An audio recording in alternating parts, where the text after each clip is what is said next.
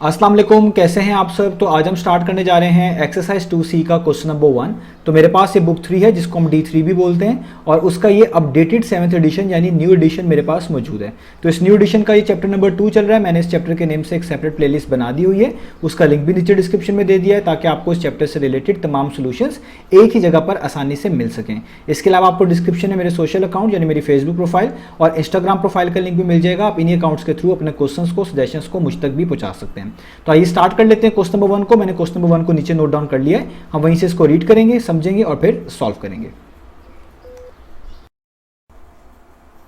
तो अब आपको सामने स्क्रीन पर क्वेश्चन नंबर 1 की स्टेटमेंट लिखी हुई नजर आ रही है। मैं इसको रीड करने जा रहा हूं।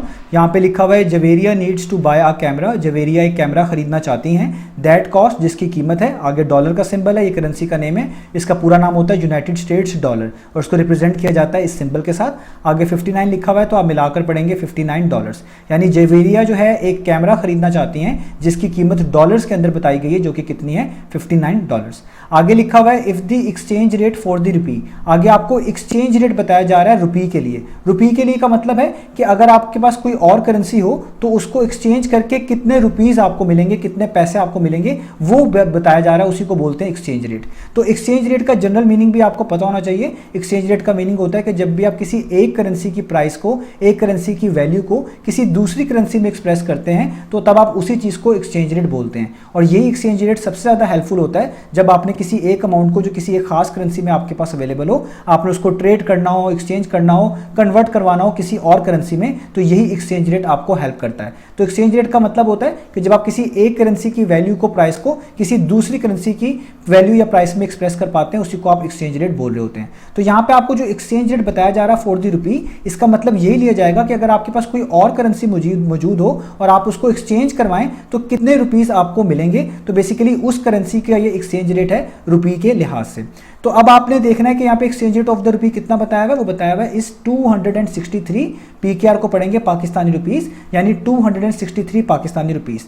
अब देखिए यहाँ पे दूसरी करेंसी कौन सी है, तो वो थी डॉलर्स, जिसके बारे में स्टार्ट में बताया गया था कि जवेरिया जो कैमरा खरीदना चाह रही हैं वो $59 का है, वो डॉलर्स में गिवन थी। तो ये जो आगे एक्सचेंज रेट बताया गया इसका इस डॉलर के साथ ही ताल्लुक है। यानी अगर आपके पास $1 होगा, $1 होगा, तो आपको कितने पाकिस्तानी रुपीस मिलेंगे वो बताए गए हैं, जो कि है 263 पीकेआर, यानी पाकिस्तानी रुपीस, जिसको हम पीकेआर पढ़ते हैं, और आगे 263 तो मिला के पढ़ सकते हैं 263 पाकिस्तानी रुपीस। यानी यही एक्सचेंज रेट बताया गया है कि अगर आपके पास $1 है तो बेसिकली आपको 263 पाकिस्तानी रुपीस मिलेंगे। इसको बोलते हैं एक्सचेंज रेट। तो जब भी आपके पास इस तरह एक्सचेंज रेट मेंशन होगा तो जिस करेंसी से आप कन्वर्ट करना चाह रहे होंगे, एक्सचेंज करना चाह रहे होंगे, उसकी एक यूनिट की प्राइस, एक यूनिट का मतलब यहाँ पे डॉलर से आप रुपीस में कन्वर्ट करेंगे तो $1 जो है बेसिकली इतने रुपीस के इक्वल होगा, जो कि यहाँ पे बताई गई है, जो कि है 263 पाकिस्तानी रुपीस। इसी को हम एक्सचेंज रेट बोलते हैं। तो यहाँ पे जो if the exchange rate for the rupee is PKR 263 लिखा हुआ है, इसका मतलब यही है कि डॉलर से अगर आप रुपीस में कन्वर्ट करेंगे तो $1 जो है इतने रुपीस के इक्वल होगा। ठीक है, तो ये आपने चीजों को अच्छे से समझ लेना है। आगे लिखा हुआ है how much money does she need, यानी जवेरिया को कितने पैसे चाहिए इन पीकेआर पाकिस्तानी रुपीस में टू बाय द कैमरा, अगर वो ये वाला कैमरा बाय कर सके जिसकी कीमत डॉलर्स में कितनी बनती है, $59। तो जवेरिया ने बेसिकली वो पैसे बताने हैं पाकिस्तानी रुपीस में जो उसको देने पड़ेंगे उस कैमरा को खरीदते वक्त जिसकी कीमत डॉलर्स में 59 बनती है। तो बेसिकली आपने इन डॉलर्स को पाकिस्तानी रुपीस में कन्वर्ट करना है ताकि पता चल सके कि जवेरिया को कितने पैसे चाहिए होंगे अगर वो कैमरा खरीदना चाहती है।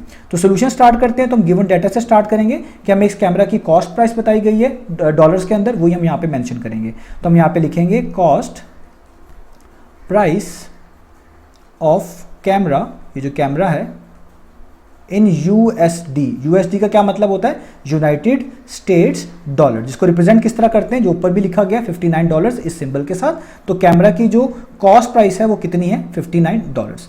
आगे हम लिखेंगे एक्सचेंज रेट, जो मैंने आपको बताया है कि एक्सचेंज रेट क्या है हमारे पास, कि $1 जो है वो 263 पाकिस्तानी रुपीस के इक्वल है, इसको बोलते हैं एक्सचेंज रेट। तो यहां पे आप लिखेंगे एक्सचेंज रेट, और वो कितना है आपके पास, कि अगर आपके पास $1 है ना तो बेसिकली आपके पास 263 पाकिस्तानी रुपीज़ हैं, यानी आप $1 को अगर एक्सचेंज करेंगे रुपीज़ में तो आपको 263 पाकिस्तानी रुपीज़ मिलेंगे। तो ये हो गया एक्सचेंज रेट।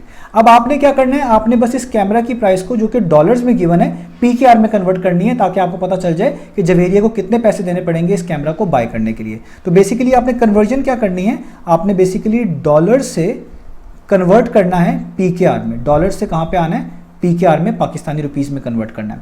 अब देखिए ये बड़ा आसान है, तो ये एक तरह का यूनिटरी मेथड ही है। आप समझ लें कि हम अपनी रेगुलर लाइफ में भी यूज़ कर रहे होते हैं कि जब हमें किसी एक चीज़ की कीमत पता होती है तो उस जैसी 5 या 10 की निकालनी हो तो मल्टीप्लाई करके निकाल लेते हैं। सेम चीज़ आप सोचें यहाँ पर कि आपको $1 की वैल्यू पता है कि $1 जो है ना 263 पाकिस्तानी रुपीज़ के इक्वल होता है। तो अगर इसी जैसे $59 हों तो वो कितने पाकिस्तानी रुपीज़ के इक्वल होंगे। तो बड़ा आसान है कि जब भी आपको एक चीज़ की वैल्यू बताई जाए और उसी एक चीज़ जैसी और आपको चीज़ों की कीमत चाहिए हो, तो जो एक चीज़ की वैल्यू बताई गई होती है उस वैल्यू को जितनी चाहिए होती है उससे मल्टीप्लाई कर देते हैं। तो अगर आपके पास $1 की वैल्यू आपको बता दी गई है कि वो 263 पाकिस्तानी रुपीज़ के इक्वल होती है, तो आपको इसी जैसे $59 की वैल्यू चाहिए। तो जो $1 की वैल्यू बनती है पाकिस्तानी रुपीज़ में जो कि 263 है, उसको आप मल्टीप्लाई करा देंगे किससे, 59 से। तो आपके पास ऑटोमेटिकली 59 कन्वर्ट हो जाएगा पाकिस्तानी रुपीज़ में। तो अब हम यहाँ पे निकालने लगे हैं कि कैमरा की कॉस्ट पाकिस्तानी रुपीज़ में कितनी होगी। तो हम यहाँ पे लिखेंगे कि cost of camera in PKR। PKR means Pakistani rupees. तो आपको बता चुका हूँ कि अगर $1 263 पाकिस्तानी रुपीज़ के इक्वल है तो $59 कितने पाकिस्तानी रुपीज़ के इक्वल होंगे, जस्ट 59 को और 263 को क्या करा देंगे, मल्टीप्लाई करा देंगे। तो हम यहाँ पे लिख देंगे कि आप बेसिकली मल्टीप्लाई करवा दें 263 को किसके साथ, 59 के साथ। आप 59 को पहले लिख लें, 263 को बाद में लिख लें, इससे कोई भी फर्क नहीं पड़ता, ये दोनों मल्टीप्लाई हो रहे हैं, इसके आंसर में कोई भी फर्क नहीं होगा। तो जब आप ऐसा कर देंगे तो जो आंसर आएगा वो पाकिस्तानी रुपीज़ में आएगा, क्योंकि आप डॉलर से रुपीज़ में कन्वर्ट करें, तो इसलिए आप यहाँ पे PKR मेंशन करेंगे। अब बहुत आसान काम है, अब जैसे आपने 263 को 59 से जो है मल्टीप्लाई कर देना है। तो जब आप 263 को 59 से मल्टीप्लाई करेंगे तो आपको पाकिस्तानी रुपीज़ में आंसर मिलेगा जो कि बनेगा 15,517। इसका मतलब इस कैमरा की कॉस्ट पाकिस्तानी रुपीज़ के अंदर कितनी बनती है, 15,517। तो इसका मतलब जवेरिया को इतने ही पैसे देने पड़ेंगे अगर वो ये कैमरा खरीदना चाहती है पाकिस्तानी रुपीज़ में। तो ये हमारे पास इसका आंसर हो गया। तो हम यहाँ पे लिखेंगे कि जवेरिया को जो है आपके पास, जवेरिया नीड्स टू पे, उसको पे करने पड़ेंगे, कितने पैसे पाकिस्तानी रुपीज़ में पे करने पड़ेंगे, PKR यानी Pakistani rupees 15,517 to buy a camera, ताकि वो ये कैमरा बाय कर सके, टू बाय अ कैमरा। तो यही हमने फाइंड आउट करके दिखाना था। तो उम्मीद है आपको ये क्वेश्चन समझ आया होगा। तो यहाँ पे हमारा क्वेश्चन कंप्लीट हुआ। इंशाल्लाह हम नेक्स्ट वीडियो से मिलेंगे बाकी सॉल्यूशंस के साथ।